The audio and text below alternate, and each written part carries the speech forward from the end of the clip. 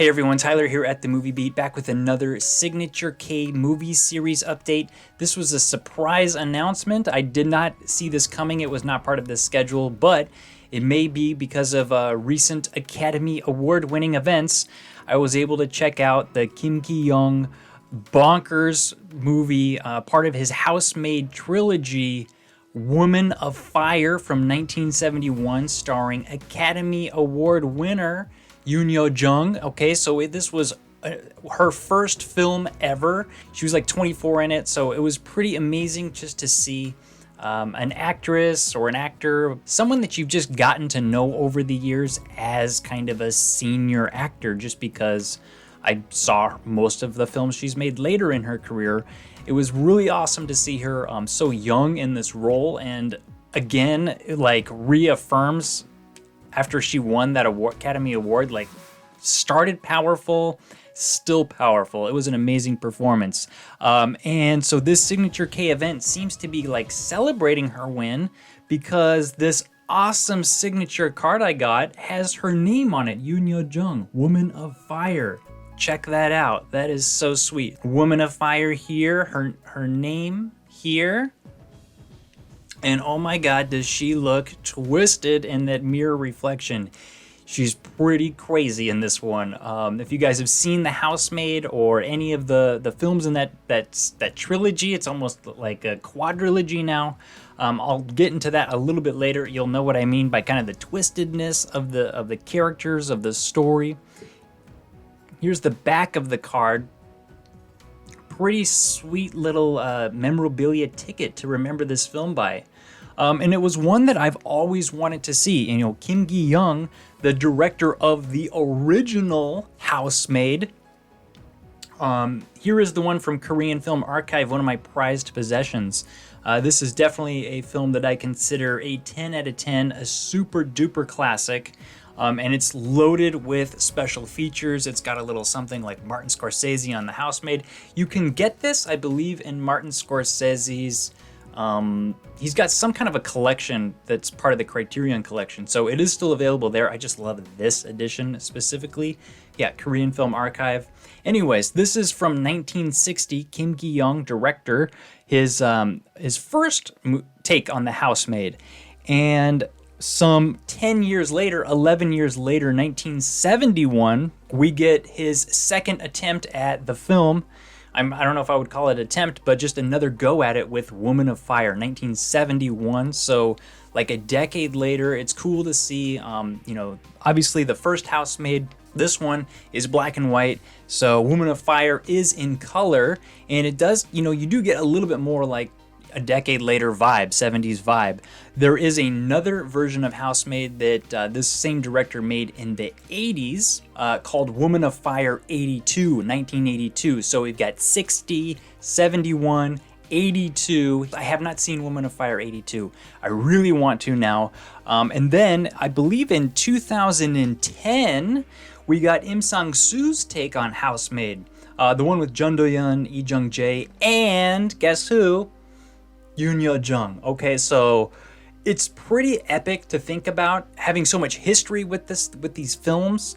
Housemaid, having started basically in the second one, and then having that role that she has in the 2010 version. So if you have seen this one, definitely you know kind of how twisted these stories can get. If you don't want to know anything about these movies, maybe watch this after you see at least one of these versions of Housemaid, but you can tell just from the cover here, this pose that the woman is in upside down the stairs, this is exactly the way Woman of Fire starts.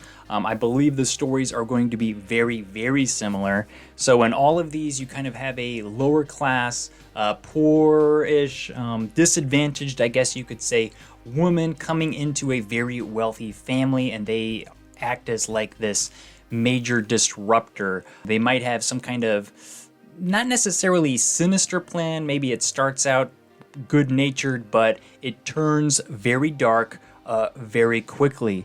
In Woman of Fire, the one that I saw today, the character played by Youn Yuh-jung is named Myung-ja, and she comes to Seoul with her friend who just had a traumatic experience. They're almost kicked out of their country town, and they come to Seoul with a little bit of a chip on their shoulder towards men. I don't blame them based on their experience. The character Myung-ja is pretty much like raped in the opening scene, and I believe she kills the guy, but it's extremely traumatic, and she's exiled. Of course, back then there was a lot of blame maybe put more on the women, so she's sent to Seoul. Her friend wants to get, a high-paying job, maybe working at a bar, but Myung-ja wants to work as a housemaid for a very rich family, and she is told to not accept the wages and try to get the family to introduce her to a,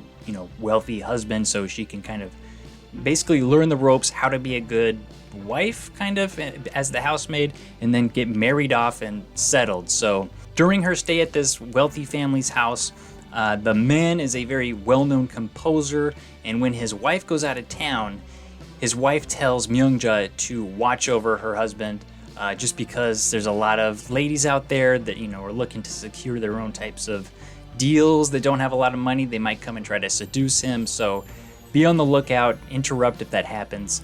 And when she does interrupt when that happens, the husband is drunk at the time and actually rapes Myung-ja. So it's just crazy how this is happening to her again. And this is the tipping point where she goes full psychotic mode because they make her abort her baby, and she starts trying to plan a kind of revenge with poisoning this family. It's nuts.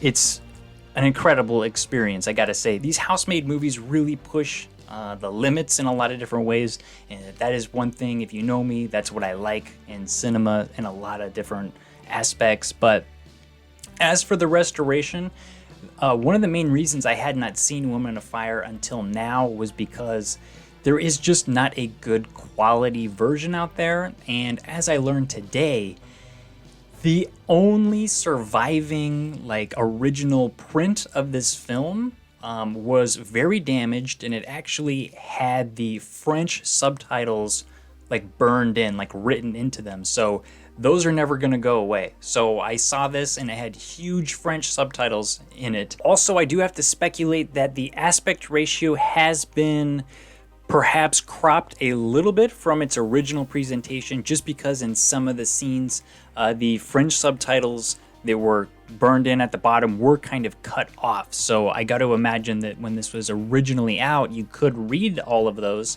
And then maybe the final credits or some of the early credits, directed by Kim Gi-young, the Gi-young part was not visible, directed by Kim Gi.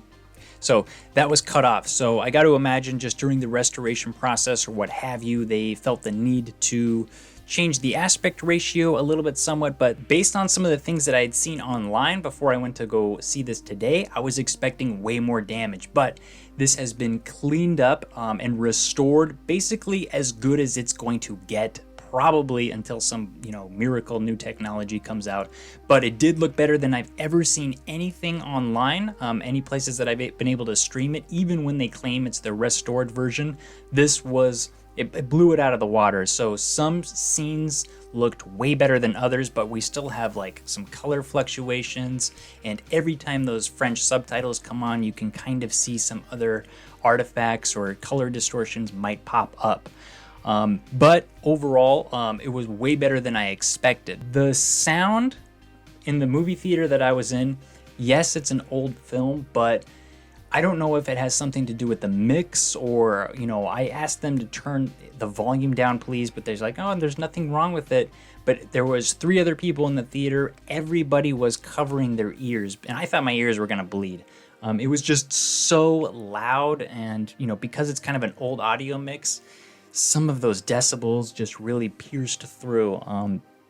It was tough. So I really want to watch this and turn the volume down if I can watch it at home on Blu-ray.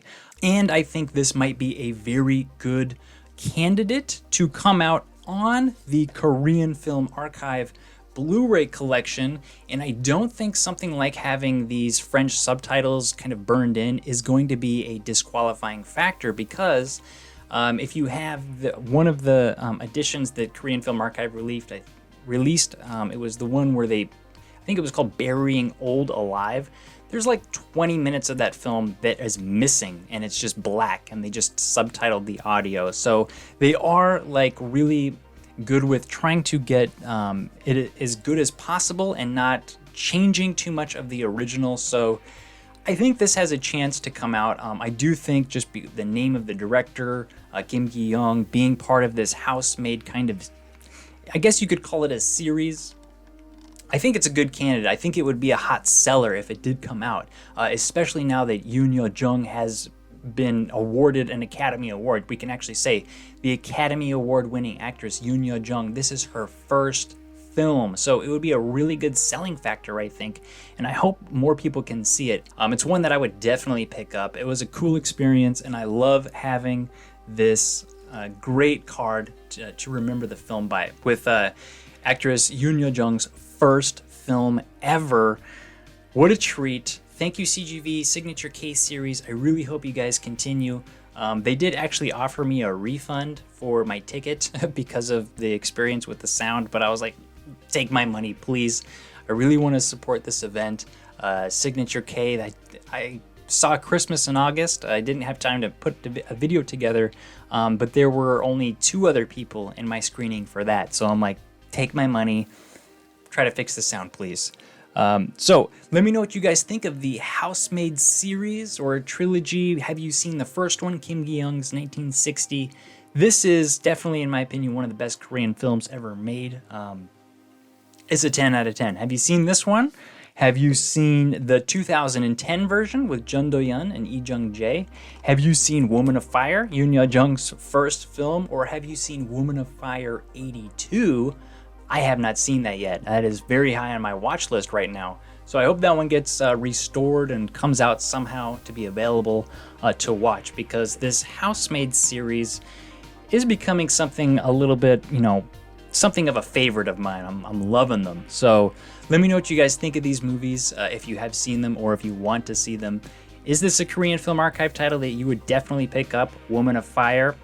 I would highly recommend it if it does come out. So that's one I'm kind of crossing my fingers for, hoping we can see soon, I hope. So I hope you guys enjoyed this update, maybe something to look forward to. If this title would ever pop up and you saw it somewhere to pre-order, you'll remember this video and put it in your cart, buy it immediately, I'd say. So it is very twisted, guys. It's twisted, but we like that, right? Okay, so thanks for watching. As always, if you like this content, please like and subscribe. Until next time, I'm Tyler here at The Movie Beat. Keep watching movies.